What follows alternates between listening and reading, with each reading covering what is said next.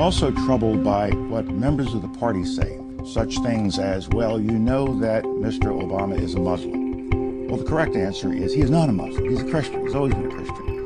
But the really right answer is, what if he is? Is there something wrong with being a Muslim in this country? The answer is no, that's not America. Yet I have heard senior members of my own party drop this suggestion he's a Muslim and he might be associated with terrorists. This is not the way we should be doing it in America.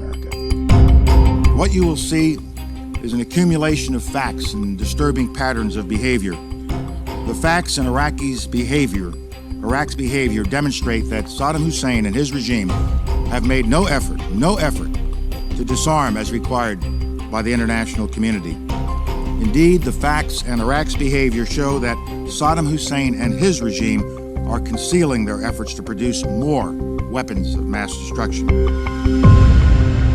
Hey everybody, welcome to the Muckrake Podcast. I'm Yates Sexton. Nick Hauselman is here. He's traveled America long and wide, the beautiful, but he is back. And boy, are my arms tired. It never gets old, never ever gets old. We got a ton to talk about today, but before we do, a little bit of breaking news as we were getting ready to record. Colin Powell died today at the age of 84. Died from complications of COVID with an underlying problem of had a case of blood cancer that exacerbated the COVID, even though he was fully vaccinated. 84 years old, former Secretary of State, general, really complicated legacy, and I think one of the defining characters of the last generation. I think you can tell a pretty good story about where we are in America based on Colin Powell, but we thought we might sort of unravel that legacy a little bit. Sure. I mean, to give you an idea of like where I've come and where I've gone and where I've gotten to at this point in my life, there was a moment where I really felt like I just wanted to give a really big hug to him after what they forced him to do. In theory, it's not clear if they forced him to do to go in front of the UN in the run-up to the Iraq War. I've gone back and forth a lot, and I'm still not sure, as you mentioned, the complicated legacy. But that said, that is the one like really big stain, and there's a lot of other things on the other side. So I feel like the guy deserves as much kudos and respect as we can give him for all the service he did provide us and the leadership that he showed. But it's not easy to overlook that. Well, first and foremost, there is an alternate reality out there, right? If we live in a multiverse where like there's constantly changing opportunities and things that happen, there are many alternate realities out there where Colin Powell would have possibly been the first black president of America. Mm-hmm. He was constantly sort of pinballed around Republican circles as a leader and a statesman. Was always with one glaring exception, which we'll get to in a second. Not afraid to speak his mind, not afraid to go contrary to political and party orthodoxy. You have to give him credit for a lot of things, and chief among them is the fact that over the past few years, he vocally and relentlessly spoke out against Trumpism. He said that his own party had moved away from any sort of a reasonable path. You have to tip your cap to him, but you also have to realize that this person, Colin Powell, played a pivotal role in not just an illegal war that screwed up this country in ways that we're still dealing with, that moved resources, of course, away from a lot of the human projects that we have to talk about today, but also resulted in the deaths of millions of innocent people. And that is, unfortunately, in the first paragraph of his obituary, wherever it's published and whatever it is, his carrying of water for the Bush administration in telling absolute lies to the United Nations and the world community is an incredible stain on an otherwise really inspiring laudatory career. And in case people had forgotten, in the run-up to the Iraq War, he brought actually a vial of what he called, WMD as anthrax or something, like in a little vial, and as sort of evidence, as if that really was evidence they had somehow found in Iraq of what Saddam Hussein had and what he could do. And that was really, really devastating to any kind of doves in the administration, because if anyone is going to be able to have the kind of credibility that was required, it was Colin Powell. And for whatever reason, he decided, clearly without the evidence that they said they had, decided to use his credibility to make that argument. And that's really what's so devastating to this, is because, most anybody else, you might have been like, he's just a general, he's a hawk, he wants war or whatever. But he was the guy who we all probably shrugged a little bit and said, oh, well, if he's going to say that, then it's probably true. And what's sad about it is that Powell's entire career was spent burnishing up this reputation for being a straight talker, for not being a hawk, right? This is a person who said constantly, even though he was a general in the armed forces, that he didn't want war and that we should avoid it at any and all costs. And building up that reputation and building up that capital is what made his presentation so damning. You had a lot of people around the world who looked at him and said, Colin Powell's not going to go out and tell a bunch of lies about what's going on in Iraq. We now know that he knew that this evidence was probably inaccurate, or at least incomplete. He was the person who continually told the administration of the "you break it, you buy it" policy, which is if you start, muddling around the Middle East and you start overthrowing regimes, like, you're going to have to deal with some stuff afterwards. He was the voice in the room that constantly, when Cheney, Rumsfeld, Wolfowitz, all of these assholes were talking about gallivanting around on a new American crusade, he was the one that told them that we weren't going to be welcomed as liberators. So then there's the question of, why did he do it? Why did he go out in front of the world community and do this presentation? He has rationalized it in the past by saying that he needed to be in the room, that there needed to be the damned adult in the room that needed to be there as this stuff rolled out. But again, you want to talk about alternate realities, you want to talk about sliding doors, choices not made. There is still a possibility that if Colin Powell would have been tasked with this presentation and would have come out and very publicly resigned rather than carry it out and sounded the alarm that the administration did not have the intelligence that they claim that they did, there's a possibility the Iraq War might not have happened. I don't know what the number is on that. I don't know what the percentages are on that, but it sure as hell would have been a lot better than him going to the United Nations and telling bold-faced lies. It's a really tragic story. It truly is. And his passing during COVID just adds, one last coda to a much larger, much more tragic situation. Right. And you can open that whole thing up to a direct line between that situation and, like, Trump getting elected, because that was a lot of the beginnings of the imperial presidency, which, if we don't remember, Cheney was so hell-bent on getting more and more power back installed into the White House after Watergate. And all these things kind of lead to a situation now, like, where we're seeing Trump could order civilians not to follow subpoenas, even, that kind of a thing, which just sort of expands the entire failure of our democracy. Oh, by the way, we're not supposed to call it democracy anymore, Jared. We don't have a democracy. We have what are we calling it? A republic? They call it a something republic. A democratic republic. Yeah, or whatever. And I find that hilarious now, as everyone wants to argue that this isn't democracy, and everyone's like, well, we don't have it anyway. The right do that. So yeah, they're so much fun. I got to tell you, I have to tell you, I think I completely agree with you. I think there's a through line from not just the Iraq War, but from what the Republican Party was while Colin Powell was part of it. And, one of the reasons why he never did emerge or float up towards the top of the major candidates he was always bandied around is because the Republican Party has had white supremacist roots in the modern era. And he continued to go out there and serve as sort of a reluctant face of them in spite of how they treated people and in spite of how they carried out their politics. It's really awful. It truly is. This is, again, I can't help but think that Colin Powell is one of the definitive stories of modern America, and to watch how sideways this thing got, despite best intentions. You know what I mean? Like, we talk a lot about people who have bad intentions. We talk a lot about people who do this for power and wealth and prestige, and they get into this in order to muck it up. By the way, we're going to talk about Joe Manchin here in a minute. That's just a quick little segue there. But, Colin Powell, based on everyone that I've ever talked to who's been in the room with him, everything that I've ever read about him, had good intentions.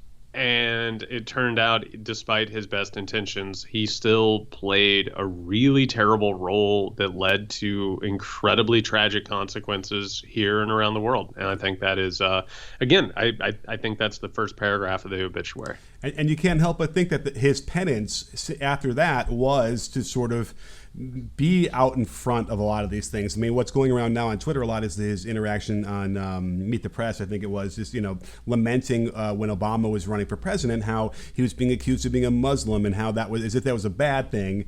And really just terrific words and a really well orated point about why not? What is wrong with somebody who's an American who's also a Muslim? Like, there shouldn't be anything wrong with that. And we had him and McCain, being like way out in front of what should have been an easy explanation for the Republican Party. So it partly out of that black stain emerged a guy who, while doing it as a penance, did the right thing and was able to hopefully lead a little bit more on that front and maybe move some people. But again, the through line is there without question to where we are now.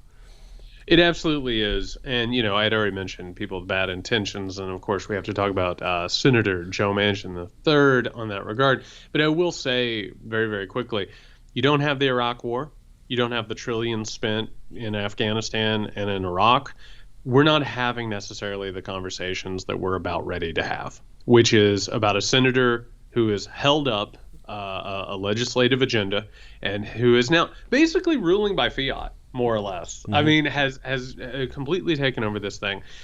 You do not have the massive deficits that were used to go over and plunder resources and kill civilians and just, destabilize basically everything and eventually lead to the war coming home. But unfortunately, and by the way, Nick, I don't know about you, I'm sick as hell of talking about Joe Manchin. Well, I resent that we have to talk about him today. Okay, well, can we go one more tangent onto Powell for 1 second before I forget, which is, it's not that long ago that the right was denying COVID deaths, right? They were saying, well, they're just already going to die from something else that's not going to be COVID. But I find it very interesting that Colin Powell's death, having been vaccinated, is definitely a death from COVID after getting vaccinated versus the major underlying health issues that he had. And I suspect he probably had more than just what he was dealing with the cancer. So that is really fascinating to see Fox News starting to really wring their hands over this and kind of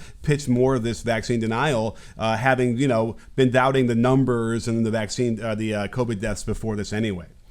Yeah, and real fast before we move on to the Manchin situation, I we keep telling people the GOP is not a principled organization. It's whatever helps at the moment, whatever the cudgel is. I'm starting to see a lot of appeals about that, which are Joe Biden can't even deal with COVID. Look at all the COVID cases. Look at all the COVID deaths. He can't even get people on the same page. It doesn't matter. It is not a principled across-board idea. It's whatever gains power and whatever gains profit. Yeah, but they're also, look how bad the economy is. Look how bad unemployment is, when in fact they've gotten to below 5% out of this terrible recession that we had. It's the horse race we talked about. It's a little cliche, and I'm like, okay, the press needs to have the good guy and the bad guy, and they have to rotate. But we're getting to just complete and utter dishonesty. We are, and that's the thing that is really frustrating, and we've talked about this before in the past. Colin Powell, like his status for the longest time was a person who actually had principles. He actually had a vision of how the world was supposed to work. If that stayed within Republican orthodoxy, it stayed within orthodoxy. If it didn't, it didn't. And we've now reached this point where that is all gone. You brought up McCain. It's like Powell and McCain were just swept away. After 2012, of course, where Obama won his re-election, we reached a point where, like, any Republicans who had any sort of principles needed to get out of the way in order to create this new group that is currently sort of holding sway. And on top of that, like, it's not just Republicans, and that's the terrible part of this. Joe Manchin, who is, again, holding up a legislative agenda, is going to cost people lives, could very well be contributing right now to the coming climate catastrophe in a way that hardly any other one human being is besides himself. It's not about principles. It's not about some sort of, budget hawk. It's not like he's worried about deficits. We have a person who, again, much like the Republican Party, and he should be a Republican. Let's go ahead and state that outright. Joe Manchin should be a Republican. It is coming out here and pushing his own agenda, which has absolutely nothing to do with anything besides serving the wealthy and the powerful, lobbies that own him, that buy and sell him, and also making sure that, people don't get used to the government funding projects that help anybody. Because, my God, can you imagine if we started expecting our government to actually do things for us? I mean, my God, cats, dogs living together at that point. Oh, well, he came out with, at least, compared to like cinema, he came out with some very specific things he wants cut. Now, the problem we have with this is that he wants the whole like clean energy part of this reconciliation bill just removed. And because he has a business where he makes money off of coal, and his son, they have this business where they make millions of dollars off of this. And clearly this would be a direct threat to that. And it just doesn't make sense that these guys are in charge of passing laws when they're so knee deep in their own businesses without it being in blind trust or whatever, which is also bullshit as it is anyway. Then, like, as if that wasn't enough red meat to throw to the right that, has to vote for him to keep him in power, he pulls a welfare queen thing with the need to work, a really stringent need to work for any kind of benefits that people get, over $60,000 a year, which I had said to you earlier in a DM was, we have to understand that this is a huge country and $60,000 a year goes a long way in different areas. So I would say at least half of the states it doesn't. And he is in one of the states where I would say more than half. You think more than half? I got to look at some of the numbers, but it's, there are places where it's cheap to live. I don't want to downplay that at all. But again, this notion that people are working. Unemployment is historically low. Anything under 5% is amazing. We should be rejoicing, and yet they're trying to slam Biden for that. But it's not like we have a wave of unemployed people who want to just sit there and take their measly handout that's gonna that they think is gonna keep them in their houses and not work. Again, this is the Republican thing that we've heard since Reagan, and he pulls that one out of the bag. I think reveals everything about where he sits and what he's really trying to do. No, absolutely, and there's so much to unpack there. So yeah. First and foremost, you're exactly right. Joe Manchin, his entire wealth is based on the coal industry, and right now he can claim that it's being in a blind trust or being taken care of by his kid. I actually, I'm so pissed off about this Manchin thing today. I'm going to throw out some wild stuff. All right. First off, we gotta get money out of politics. We got to. Like there has to be a movement that goes ahead and gets special interest money out of politics and makes it possible for regular people to run for office. That is the background, one of the most important parts of this. Second of all, if you get elected to a position such as senator or representative, you should have to sell off any business that you have. You should not have a stake in anything at that point that could possibly interfere with your ability to govern and help everybody else. 3, and this is I'm going to go ahead. I'm going to put a big chip on the table. All right. So I'll say this.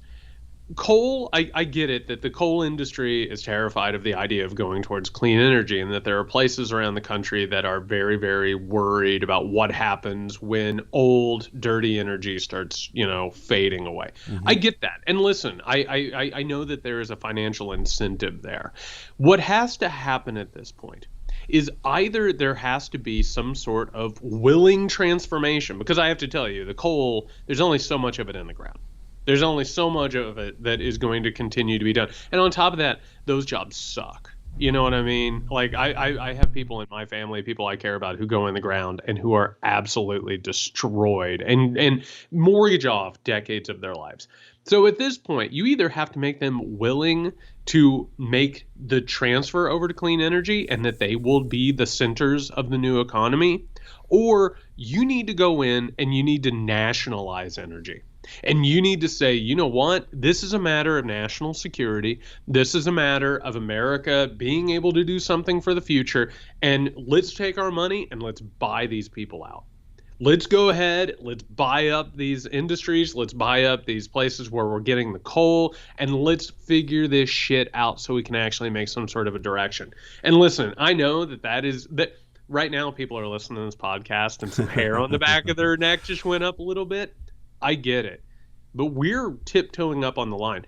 He killed a $150 billion clean electricity program for no other reason than the fact that his money was at stake, right, and his financial future was at stake, and the people that he represents, their financial future. We can't have that.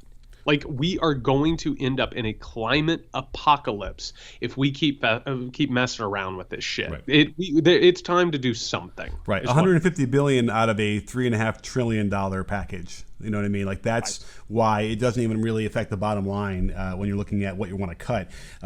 Anyway, so listen, nationalizing our energy certainly would then allow us to put in, better controls on environmental protections and things like that, which is, interesting, very provocative. That's not I'm not saying that you and I need to form a Soviet and go in, and occupy the coal mine. Yeah. Like, I'm talking about making people right. And you want to talk about the coal industry. There are people in the coal industry who see the light at the end of the tunnel, and they know there's only so long that they can make money. Give them money. Just buy them out. Say, congratulations, you're now retired. Oh, do you want stocks in the new green energy coming? Absolutely. We'll get you some stocks. Absolutely. We'll make you invested in it. You have so much money to get made.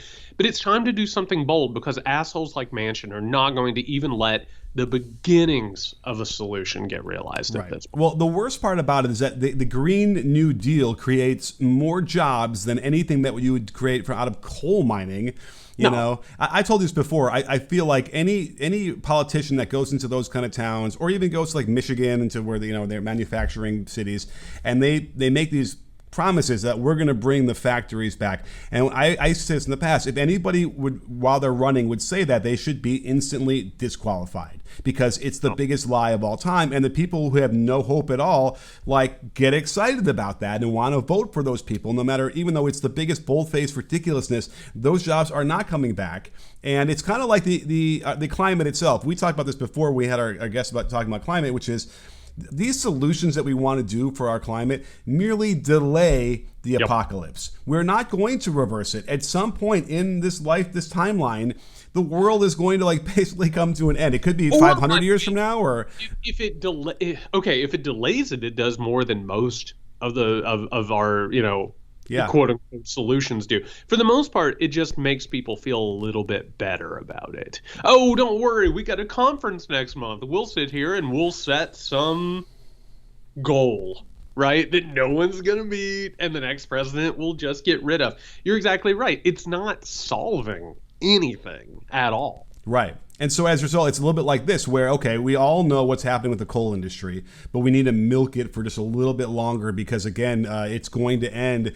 But it's an interesting thing, because you would think America, or Americans, and ingenuity and all those values that we thought we had would value the notion of, we got to pivot to something else, and we're going to find a whole new industry to build out of the ashes of what's clearly failing.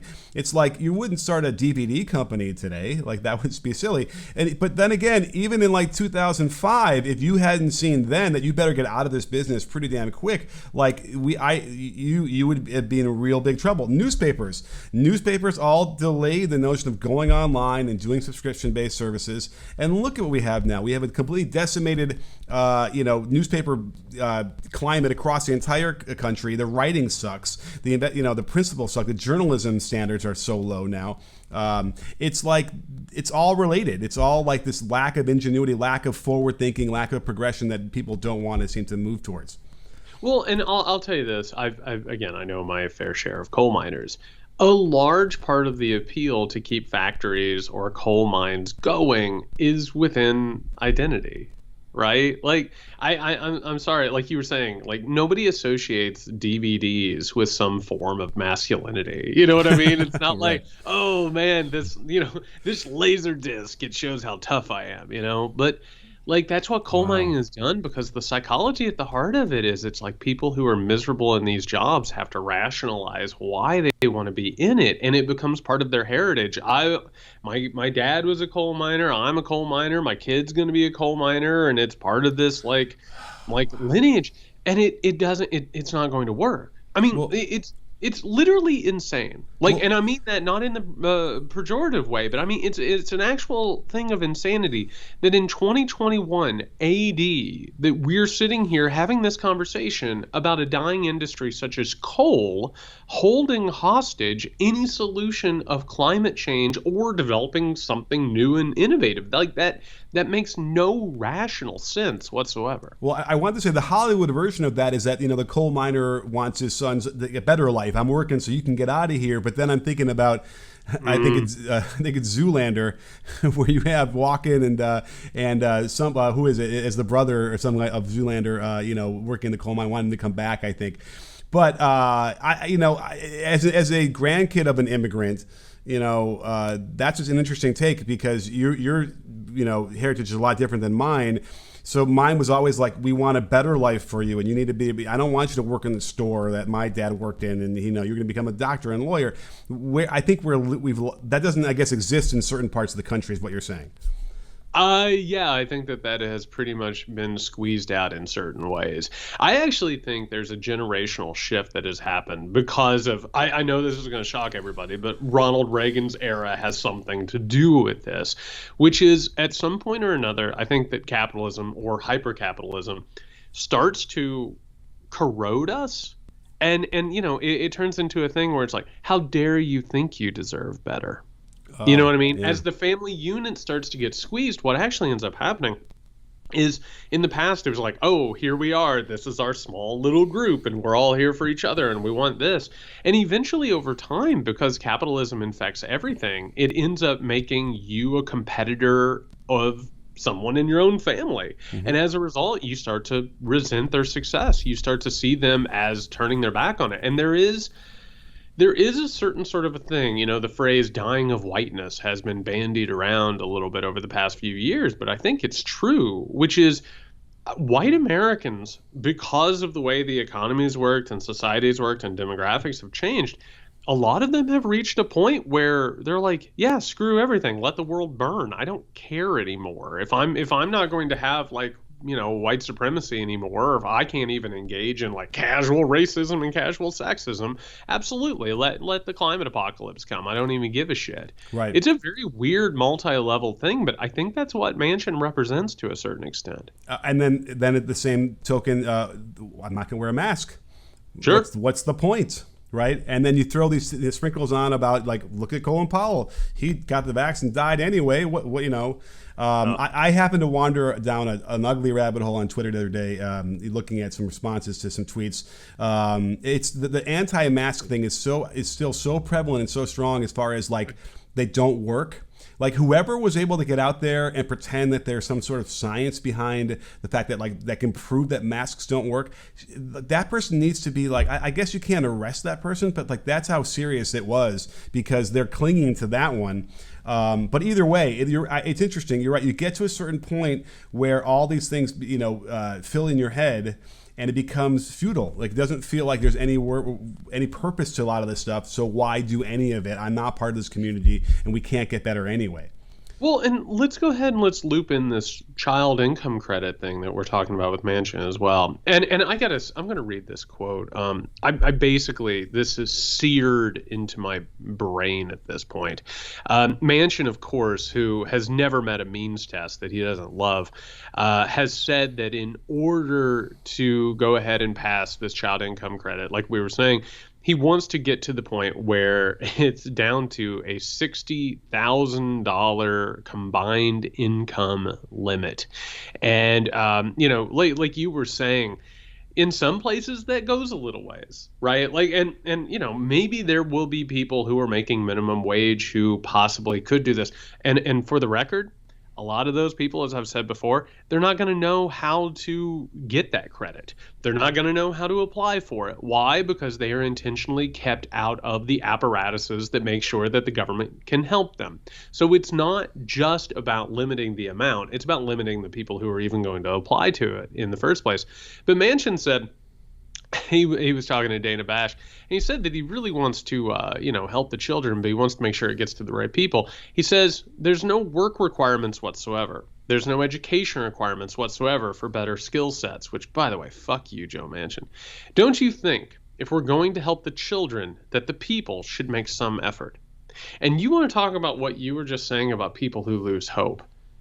How is it possible watching someone like Manchin, watching what's happening in current politics, to continue to get kicked in the teeth over and over and over again, to not lose hope? And, one of the things we like to do, we like to diagnose this stuff, put it into context, but we also like to talk about where there are possibilities so that we can imagine a better, realer, more human world. But, my God, after a while, you get tired of getting beat. You know what I mean? Like, what he is pushing here and what he is saying here is so insulting and so cruel. Well, by the way, he probably, while he said that, he was getting ready to go vote in order to, send $4 or $5 trillion towards a failed new jet program or buy a new aircraft carrier for $13 to $14 billion that we don't need. But to continually be told that, insulted, and just pushed around and forgotten, and basically have your face rubbed in the dirt, it takes a toll. You know what I mean? It really does. But we have to be aware of who he's talking to when he says these things. He's definitely not talking to anybody that is struggling and working 80-hour weeks just to barely make ends meet and without getting, kicked out of their houses, right? Those are the people who would really benefit from this bill. Yes. He's not talking to them at all because he's imagining, I suppose, as this really, as wealthy people do, this whole class of people. But like I mentioned, unemployment is low. People are working. They're out there trying to make ends meet here. This isn't a society of freeloaders. And that's what he's describing, basically. An entitlement society. Right. And somehow, it must be the way, Virginia is set up, that he can afford to alienate a lot of those voters, or they must not be voters. And he can't afford to alienate the richer voters and the white people who want to make sure they can look down their noses at people who have to work so hard. And again, clearly, if you're that poor, then that's because you're not working hard enough. That is the issue. We've talked about this before really quickly. The benefits that people have gotten through COVID from the government directly has been generational as far as changing some of their plights just by having a month to breathe. And here's this asshole who's just shitting on everybody like that. And it's remarkable, truly remarkable, that he thinks he can win another election in 2024 saying this kind of stuff. And you know what? He's probably more right than wrong. Well, and I'll tell you, as someone who comes from a poor background, here is the mindset that happens with all of that. Everybody else is lazy. Oh, yeah, right. Shit. I'm working my ass off, and I'm not getting ahead. And you know what? I would get ahead, and my government would help me if it wasn't for all of these lazy assholes around me who don't want to carry the weight. Yeah.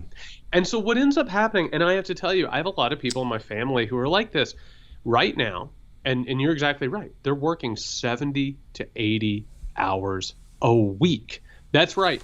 2 careers. They're working the equivalent of 2 jobs within one. I have people in my family right now who go 3 months without a day off. And I'm not exaggerating. That's not over talking. I'm talking about literally 3 months without a single day off. And why? Because they have been taught to think that everybody else is lazy. And so they're not going to work with other people. They're not going to build solidarity. And I have to tell you, one of the things that gives me hope right now, it's not just the big resignation, right? The great resignation. It's the fact that we're seeing labor disruptions at a size and a scope and a frequency that we haven't seen in a very long time. We're seeing people who say, you know what? I'm tired of being treated like shit at my job.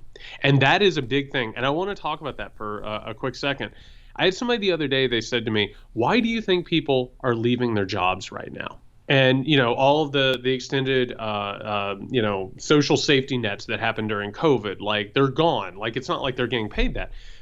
COVID revealed that these people don't care about them at all. They threw them into the pandemic. They didn't take care of them. They didn't make sure that they were safe, because all of the businesses in this country have turned into scam grifter businesses.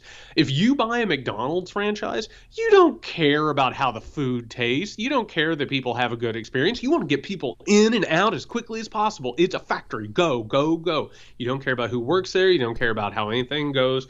And so as a result, people say, I would rather starve than put up with this shit anymore. I would rather be on unemployment. I would rather be looked down upon. I would rather worry about how I'm going to live in my house anymore besides take this abuse anymore. And I want to talk about the history of it here in a second, but it's not a surprise that the pandemic has unleashed this. It makes you reconsider who you are and what the world is and how you go through it. Oh, I know. And, this month is being dubbed Striketober.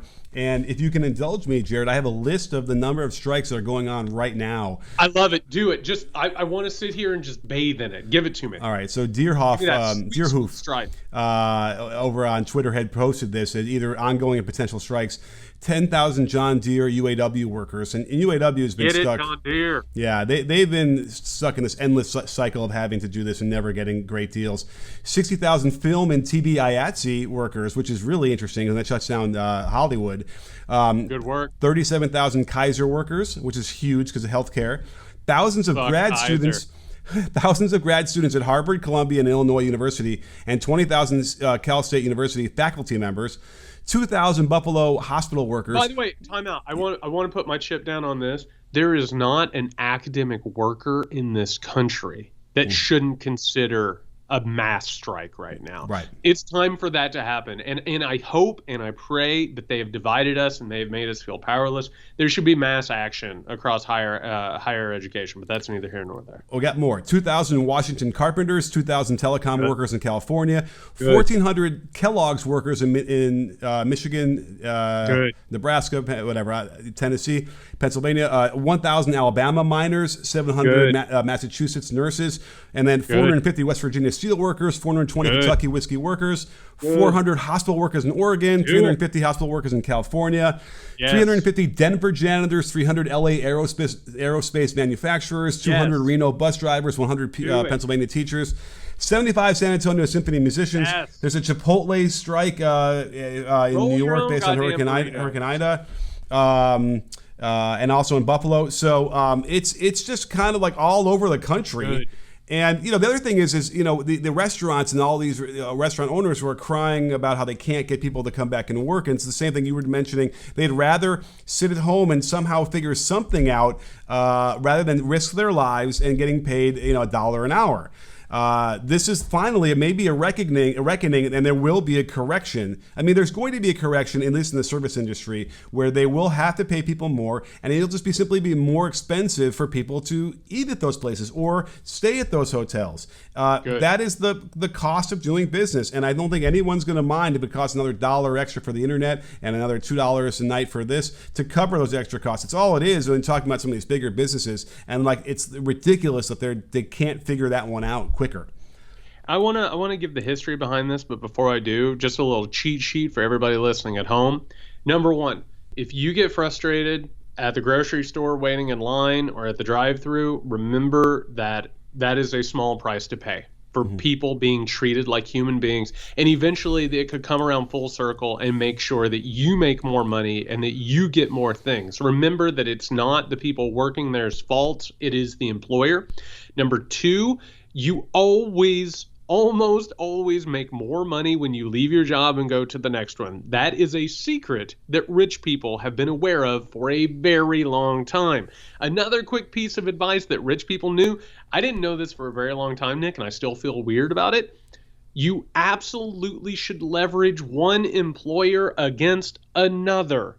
If you work in the service industry, and by the way, drive down any street in the nation right now and you'll see, oh, they need work, they need work, they need work. Go from one to the next and say, oh, that sounds great, I would love to be on the grill. How much are you offering? Well, guess what Arby's is offering? Because and go into that interview, and when he's like, when can you start? Be like, well, actually, I'm going to go down here to the KFC and see what they're talking about. And they hate it. They don't want you to do that. It's their worst nightmare. Finally, before we get to the history of it, nothing is going to change unless we keep doing this. Nothing is going to change unless we finally put our foot down and say this is bullshit. And one of the reasons that we're finally ready to say that this is bullshit, and I want to take us back to the 14th century with the Black Death. And of course, Black Death runs through Europe and Africa. It kills upwards of 200 million people. And the Black Death, when this happens, it's one of the main things that moves us from a feudal society into a liberalized capitalistic society, because everybody lived on these, feudal areas in which they were lorded over. And eventually, as people kept dropping, their labor was worth more, right? So they could go from one person to another, compare wages, compare benefits, all of that. And eventually they were like, what are you going to do? Send a knight after me? I'm going to the city. I'm going to see what's happening out there, because you sure as shit don't know what's going on. We are due for a correction. And it was an intentional thing in this country, and it happened on all fronts, by the way. Everybody has blame for this. The Republican Party specifically, but the Democratic Party rolled over and betrayed unions and solidarity later on. We've talked about that in depth. There is a correction coming in which there is going to be a labor problem in this country that is developing, and once it does, wages have to go up. They've been stunted for decades now, and that power has to move. And almost always after a pandemic, we see those corrections come, and we see them hit hard. So we have to take advantage of it right now. And the more that we realize that we have power through solidarity, it's addictive. Once you realize you can change things by working with other people and forming these alliances together, you realize you can change a whole hell of a lot.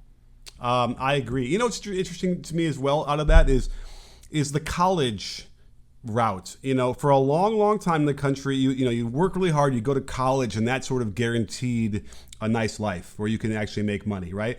Is it safe to say that's not so much a guarantee anymore? As an academic, I have to tell you, Nick, I have a lot to say on this subject. And I will say that higher education becoming a basis for our economy has been turned into not just a boondoggle, but a scam of the size that we rarely see. I don't want to get in trouble, so we don't have to expand too much on... Listen, I don't give a shit. You know what? I'm to the point I don't care. Let's do it. All right. I looked up while you were talking the amount of people who went to colleges since 1965 till now, and obviously there's a pretty big growth there. Obviously there's a growth in the population too, but this looks like this is outpacing that. And so the other thing though is, having going through it right now with my daughter and trying to apply to all these different colleges, is that it's much easier to apply to colleges now than it was back then.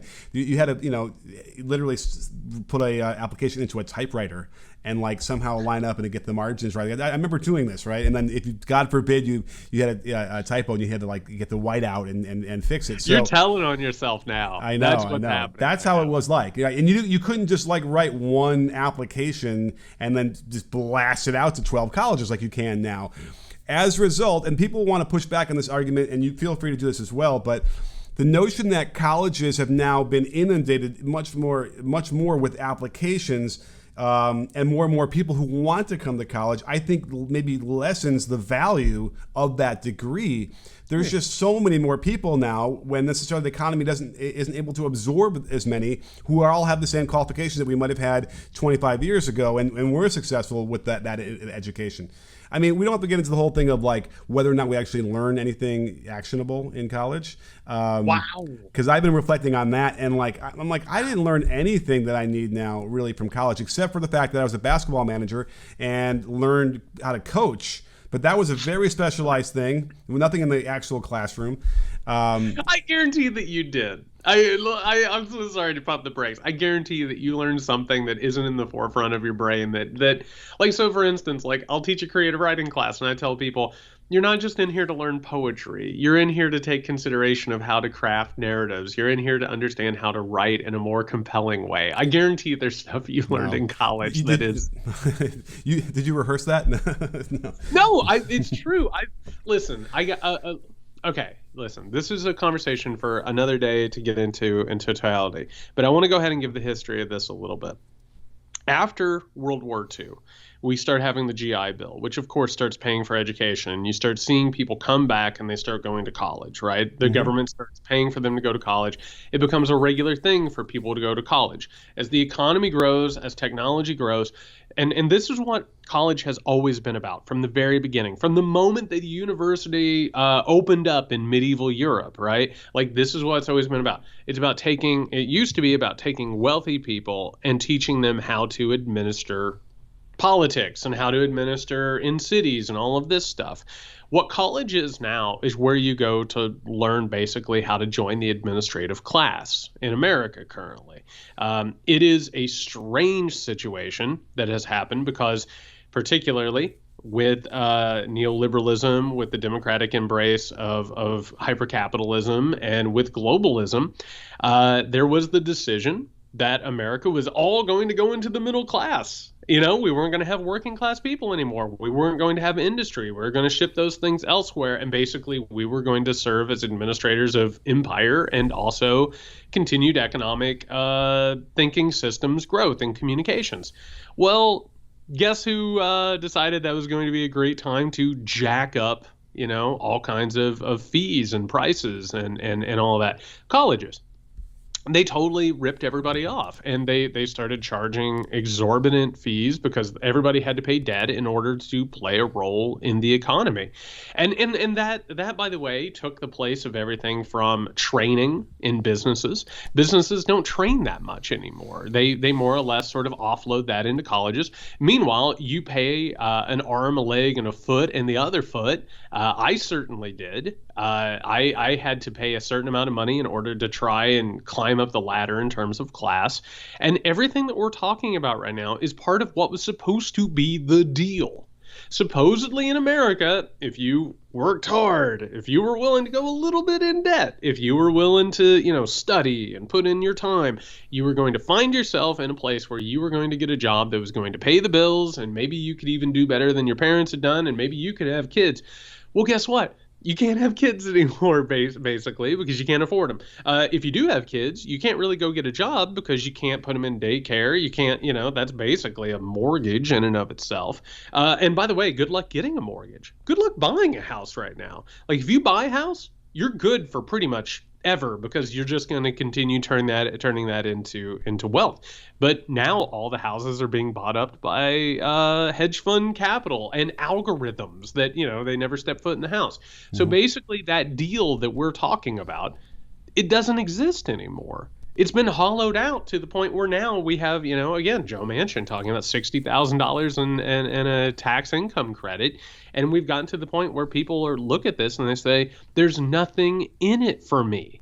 There's no reason for me to go and punch the clock. I'm not going to make enough money. I'm drowning in debt. How am I ever going to pay off my debt? So, you know what? Screw off. I'm going to go stand in this picket line. I'm just simply not going to work. I'm going to say hasta la vista. I'm done here. And so that deal has been totally corrupted. It was never real to begin with, but it has been exposed as a complete and utter fraud. I concur. And that's a great way of putting it, especially in the historical context. And I just feel like, listen, of course I'm being hyperbolic, but just looking at the curriculum, just if you want to get really specific for a minute there, it's like none of these colleges talk about social media and how you are supposed to. Too. You do. There isn't the class, and obviously I'm biased because I'm a YouTuber, but Like, how is there not at least like one semester of a class that's going to teach you all about social SEO, social engine optimization, SEM, which is marketing of social media? It's just mind-boggling that they're not giving actionable kind of training for those kind of things, because I can guarantee you every job that you take going forward from now will have to rely on some knowledge of how to build up on social media. But I will say this, and there are classes like that. I mean, those things exist, right? But there is a problem in this country, and this goes back to everything that we're talking about in terms of, the Great Resignation and this strike situation. So let's even go back into public education. Let's go back to high school, right? Like, how there used to be, like, they called it home economics, obviously. You learn how to, like, balance your checkbook. Mm-hmm. Guess what you don't learn in high school, in public high school? How to invest money. You don't learn how to fill out forms. You don't learn how to dodge certain taxes, right? There are certain things that you're only going to learn in either a private school or because your family has money. Like, I've said this before on the podcast. Like, I grew up in a working class family. Like, we didn't understand money. We just understood that you get money and then you just go ahead and spend it. Don't worry about it. You don't need to keep it. You don't need to do anything with it. You get into college. Why would you want to teach every student things like social media? Because then they're not going to take it and use it on their jobs. They're going to use it for their own optimization or their own establishment. All of education in this country is focused on making sure that you're going to go to your job and you're going to stay at that job. You have so much debt that you need to pay off, you could never possibly leave. And on top of that, your health care is always tied to that job. So as a result, you're not going to walk out, right? Mm-hmm. Meanwhile, the people who are walking out, they don't care about health care, or they don't have health care. I mean, what? I'm going to die early? Well, that's what I'm doing anyway by working all these hours. The entire purpose of public education and the school to employment pipeline is to make sure you stay at your job, you don't question your employers, and you just continue churning the same wheel of capitalism that we keep talking about. Yeah, I think I'm going to go on strike, Jared. You've inspired me. Listen, from the podcast, I'm striking until I get better working conditions. If you went on strike, that would make me the man in this relationship. Like, I would be the capital T, capital M, and I refuse. I will not oppress you. I will not exploit you. Not take that. We now have to find a mediator. If you want to form a union, I'm all for that. But all joking aside, if you can't pay your employees, if you can't provide them benefits, if they're walking off the job en masse, you've done something wrong. Like, you have failed. If you can't afford to provide for those people, and if you can't treat them like human beings, you shouldn't have a business. Right. And my God, I hope your business shutters. But don't forget, the right will say, these regulations are killing my business. And why? Because you're supposed to pay your workers a fair wage. You're supposed to actually offer them some sort of health care. Like, you're supposed to do the things that you're talking about that everybody really wants. And yet that to them, it's kind of like it makes sense how they can picture people sitting on their couches en masse all day long, just collecting checks and buying TVs, right? Like, that's what there must be their images of them. And they also picture, there's more regulations, it will put me out of business because I can't afford to do all these things. When in fact, that's what business is. When you are, placed in situations where there are costs of doing business, you now need to figure out how to run this business so you can afford those things, or you're no longer in business. It's not the fault of anybody else's. And yet that's where they live in, and that makes sense. If finally I can at least put together a couple of ideas that the right has that fit together nicely, those two things. They're despicable and horrible, but at least it makes sense. It does, and I think it's something. I don't think Republicans are the right understand this as well. They're really bad at understanding trends in technology. They don't understand epochs. They don't understand that there are moments where things change, right? Because conservatism is about, well, that's how things have always been. Leave it alone. Matter of fact, let's even rewind time a little bit. One of the ways that people right now are leaving their full-time jobs and they're able to subsist is because they're driving Ubers. They're working for DoorDash. They're driving a Lyft. They're Grubhub, whatever it is in your town that makes things happen. And they're being pushed towards gig economy. And let's talk very, very quickly about that, because gig economy doesn't necessarily have a 40-hour limit. On top of that, it doesn't necessarily have benefits. You work when you want or however hard that you want. We are now creating a class of people that are meant to serve middle class and upper class needs, right? Oh, I'm so busy with my tech job. I'm so busy with my information job. Let's have somebody run me my McDonald's or my Wendy's. We're going to move to the point where like these gig jobs are what start working at a McDonald's, where all of a sudden you go into McDonald's for 5 hours and, you know, you drop fries. And by the way, quality will suffer, but so will safety. And you'll start losing benefits. You'll start losing any of these structured things that we're talking about. We are pushing further and further towards a feudal state. And that is why we're seeing this current moment after this pandemic, is where people are being forced into these situations. They're unhappy. They're being mistreated. There is going to be a correction.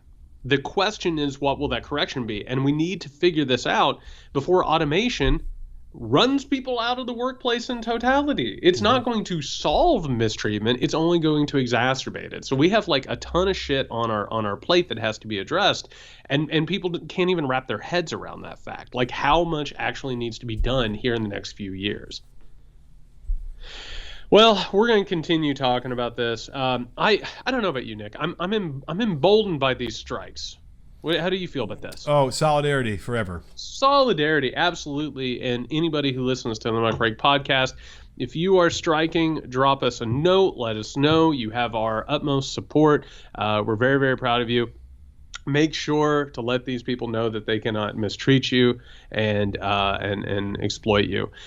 We will be back on Friday with our Weekender episode. If you want access to that and other additional content, go over to patreon.com/muckrakepodcast. We missed Nick last week, but how you do an hour straight on your own? We listened to. I was driving. I listened to it, and it's still when you start your cult and everybody starts following you. This is what it feels like when you listen to the 1 man hour pod. Really, I'll come visit. I'll come visit the cult on like the clothing optional days, and we'll have fun. But man, listen, I don't know how you do that. I grew up in a cult. I don't need to be part of a cult. I listen. I appreciate that, and I appreciate the kindness. No, I just decided if we were going to talk about social media, we had to go back to the dawning of civil society. So that's what we did. Yeah. So if you haven't listened to that yet, in order to understand a lot of what's going on with big tech and where we're going, particularly with neo-feudalism, go and listen to that episode. That's patreon.com/muckrakepodcast. We'll be back with the Weekender, which it'll be nice to be able to loosen the tie a little bit, let it all hang out with my good friend Nick. If you need us before then, you can find Nick at Can You Hear Me SMH. You can find me at JY Sexton. Solidarity. Stay safe, everyone.